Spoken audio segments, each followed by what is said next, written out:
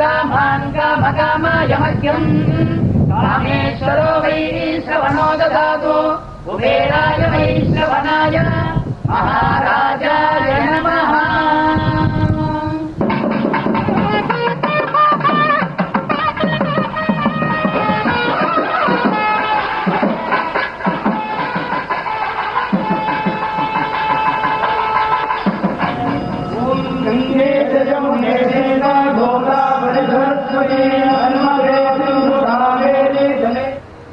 त्र्यम्बकं यजामहे सुगन्धिं पुष्टिवर्धनम् उर्वारुकमिलानितक्षत्येकपदे अष्टापदी नवपदी परिवार परिवृतस्य श्री राजेन्द्र चोलेश्वरेण स्थापित वैभवाकारस्य सहस्रवर्षङ्गतस्य परमेश्वरस्य बृहन्नायिकी अम्बासमेत भृगीश्वर परमेश्वरस्य प्रसादेन नमः सोमाय च रुद्राय च नमः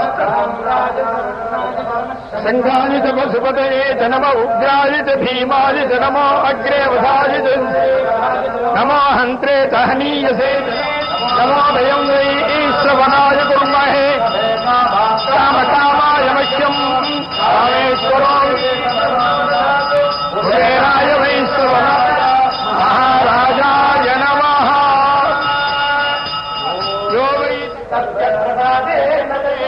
போற்றி ஆற்றாகி அங்கே அமர்ந்தாய் போற்றி ஆரங்கம் நால்வேதம் ஆனாய் போற்றி காற்றாகி எங்கும் கலந்தாய் போற்றி கைலை மலையானே போற்றி போற்றி கைலை மலையானே போற்றி போற்றி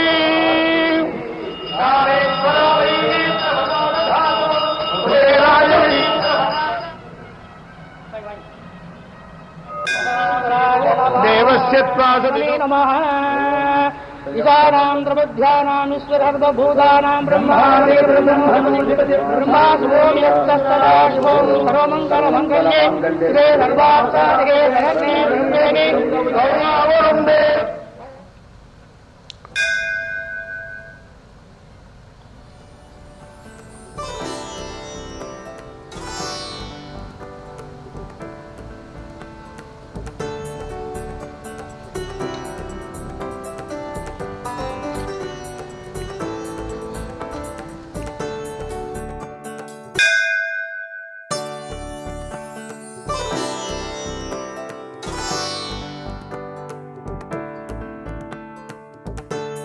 ஓதுவார்கள் தமிழில் ஓத பெருவுடையாரை வழிபட்டிருக்கிறார் பிரதமர் நரேந்திர மோடி அவர்கள்.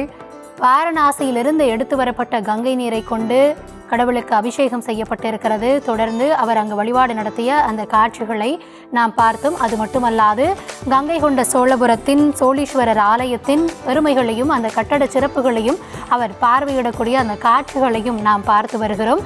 தொடர்ந்து பல்வேறு நிகழ்வுகள் திட்டமிடப்பட்டிருந்த நிலையில் ஏற்கனவே புகைப்பட கண்காட்சி பார்வையிட்ட பிரதமர் மோடி அவர்கள் தற்பொழுது சோழீஸ்வரர் ஆலயத்தில் அந்த மண்டபங்களை பார்வையிட்டதற்கு பிறகாக வழிபாடை நடத்தி முடித்து இருக்கிறார்.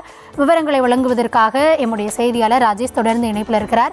ராஜேஷ், முன்னதாக புகைப்பட கண்காட்சி அவர் பார்வையிட்ட காட்சிகளை பார்த்திருந்தோம். தொடர்ந்து தற்பொழுது அந்த ஆலய வழிபாடு தொடர்பான காட்சிகளையும் பார்த்தோம். இதன் சிறப்புகள் தொடர்பான விவரங்களை வழங்கலாம். பிரதமர் நரேந்திர மோடி அவர்களுக்கு கங்கை கொண்ட சோழபுரத்தில் உற்சாக வரவேற்பு கொடுக்கப்பட்டது. அதனைத் தொடர்ந்து அவருக்கு பூரண கும்ப மரியாதையோடு கோயிலுக்குள் அழைத்து செல்லப்பட்டார்.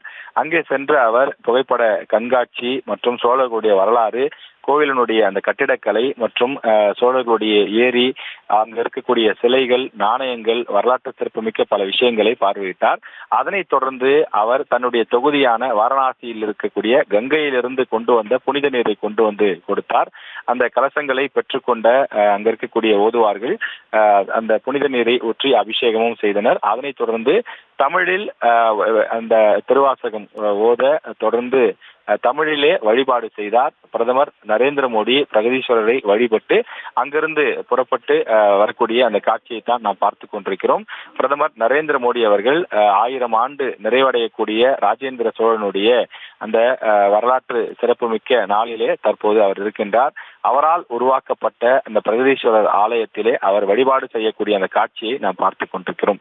யுனெஸ்கோ அங்கீகாரம் கொடுத்திருக்கக்கூடிய இந்த ஆலயத்தில் பிரதமர் நரேந்திர மோடி அவர்கள் தற்போது வழிபட்டு வந்து கொண்டிருக்கின்றார்.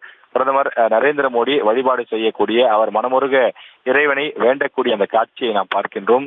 பெருவுடையார் என்றும் பிரகதீஸ்வரர் என்றும் சிவபெருமான் பல பெயர்களில் அழைக்கப்படுகின்றார். எனவே இங்க இருக்கக்கூடிய உள்ளூர் மக்கள் சோழ பெருமகனால் கட்டப்பட்ட இந்த ஈசன் திருக்கோயிலை தொடர்ச்சியாக அவர்கள் வழிபாடு செய்து வருகின்றார்கள். அந்த சிறப்புமிக்க கோவிலில் பிரதமர் நரேந்திர மோடி அவர்கள் வந்து குறிப்பாக ராஜேந்திர சோழனுடைய 1000வது ஆண்டிலே வந்து அவர் வழிபாடு செய்யக்கூடிய அந்த காட்சியை நாம் பார்த்து கொண்டிருக்கிறோம். பிரதமர் நரேந்திர மோடி கங்கையிலிருந்து புனித நீரை கொண்டு வந்திருக்கிறார். ராஜேந்திர சோழன் எப்படி கங்கையை முழுமையாக வெற்றி கொண்டு அங்கிருந்து புனித நீரை கொண்டு வந்து கங்கை கொண்ட சோழகங்கம் ஏரியை உருவாக்கினாரோ, இந்த கோவிலை உருவாக்கி கங்கையினுடைய புனித நீரை கொண்டு வந்து அபிஷேகம் செய்து அவர் வழிபட்டார் என்பது வரலாற்று ஆய்வாளர்கள் சொல்லக்கூடிய விஷயமாக இருக்கின்றது.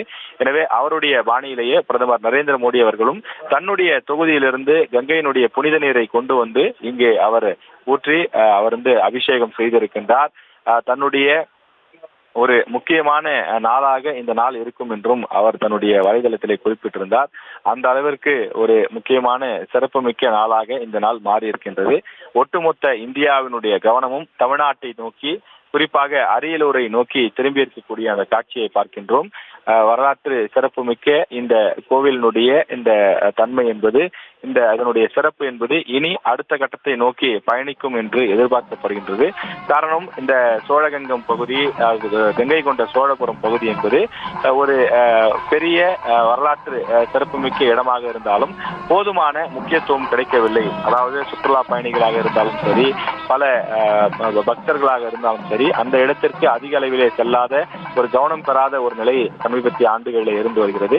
பிரதமருடைய வருகைக்கு பிறகு அது அதிக முக்கியத்துவம் கொண்ட இடமாக மாறும் என்று எதிர்பார்க்கப்படுகின்றது.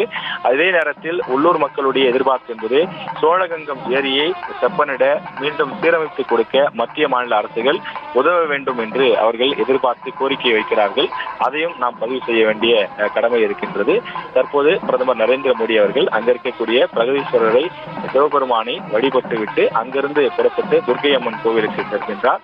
அங்கே இருக்கக்கூடிய பல தெய்வங்களையும் வணங்கி பிறகு அவர் தியானத்தில் ஈடுபட இருக்கின்றார். சிறிது நேரம் தியானத்தை முடித்துவிட்டு பிறகு இசைஞானி இளையராஜாவினுடைய அந்த குரலிலே சிம்பொனி இசையுடன் திருவாசகம் பாடப்பட இருப்பதாக அறிவிக்கப்பட்டிருக்கின்றது. அதற்காக இசைஞானி இளையராஜா தம்முடைய குழுவினருடன் அந்த உரிய வாத்தியங்கள் எல்லாம் ஏற்பாடு செய்யப்பட்டு தற்போது நிகழ்ச்சிக்கான அனைத்து ஏற்பாடுகளும் செய்யப்பட்டிருக்கிறது. இன்னும் சற்று நேரத்தில் ராஜேந்திர சோழனுடைய பெருமையை வெளிப்படுத்தக்கூடிய வகையிலான சிறப்பு நாணயம் ஒன்றும் வெளியிடப்பட இருக்கின்றது. எனவே இந்த நிகழ்வுகள் எல்லாம் இன்னும் 1 மணி நேரத்திற்கு நடைபெறும் என்று எதிர்பார்க்கப்படுகின்றது. பிறகு 2:30 மணி அளவில் அவர் மீண்டும் திருச்சி விமான நிலையத்திற்கு சென்றடைவார்.